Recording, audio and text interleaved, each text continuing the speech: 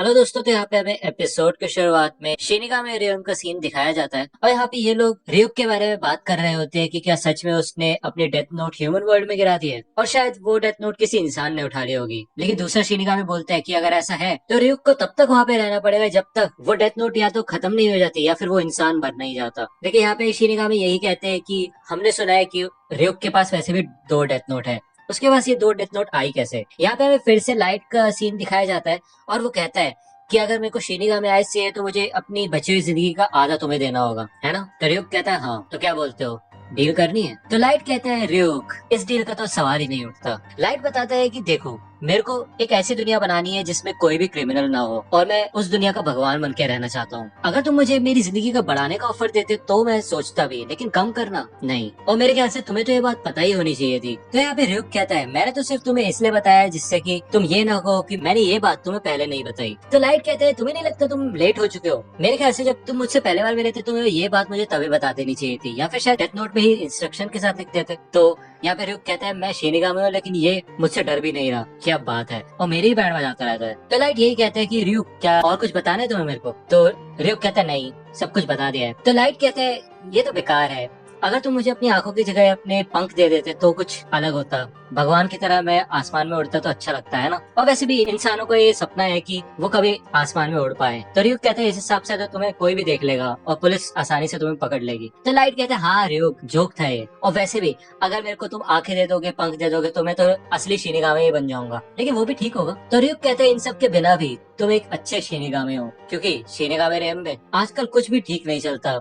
हमें लगता है हम बेमतलब की जिंदगी जी रहे हैं और हम इंसानों को भी इसलिए मारते हैं क्योंकि हम खुद नहीं मरना चाहते। हमें तो ये भी नहीं पता कि हमारा मकसद क्या है। तो उन सब के हिसाब से तुम तो बहुत अच्छे शिनिगामी हो। तो लाइट कहते हैं तुम्हारे हिसाब से तो ऐसा लग रहा है कि मैं बहुत ज्यादा काम करता हूँ, लेकिन मुझे कोई शिनिगामी से कंपेयर मत करो। मैं तो इंसानों के लिए डेथ नोट का इस्तेमाल कर रहा हूँ जिससे कि इस दुनिया को बेहतर बना सकूं। और मैं नहीं कहता कि शिनिगामी रेम बिल्कुल ही बेकार है इंसानों के लिए। तुम खुद सोचो, जब भी कोई तुम्हारे जैसे शिनिगामी इस दुनिया में आता है तो दुनिया बदल जाती है और लोग शिनिगामी से बहुत डरते हैं। और तुम कह रहे हो कि शिनिगामी रेम सड़ रहा है, तो जब तुम यहाँ से वापस जाओगे तो उसको बदलने की कोशिश करना। तो रियुक कहता है तुम तो बहुत पॉजिटिव थिंकर हो। तो लाइट कहता है हाँ, जब भी तुम्हें इस दुनिया को अच्छा बनाना चाहता हूँ। और यहाँ पे लाइट को एक आइडिया आता है जब वो रूल्स पढ़ रहा होता है और वो अपनी स्टडी टेबल पे चला जाता है और वो कहता है कि जो डिटेक्टिव मेरा पीछा कर रहा है, मेरे को आइडिया आ गया है कि मैं उसका नाम कैसे पता लगाऊंगा और मैं डेथ नोट के रूल्स का इस्तेमाल करूंगा। और मुझे ये एक्सपेरिमेंट करना है कि मैं डेथ नोट के टाइम को कहाँ तक कंट्रोल कर सकता हूँ। अगर मैं एक बार कॉज ऑफ डेथ लिख देता हूँ तो उसके बाद मेरे पास 6 मिनट 40 सेकंड होते हैं उसको डिस्क्राइब करने के लिए, तो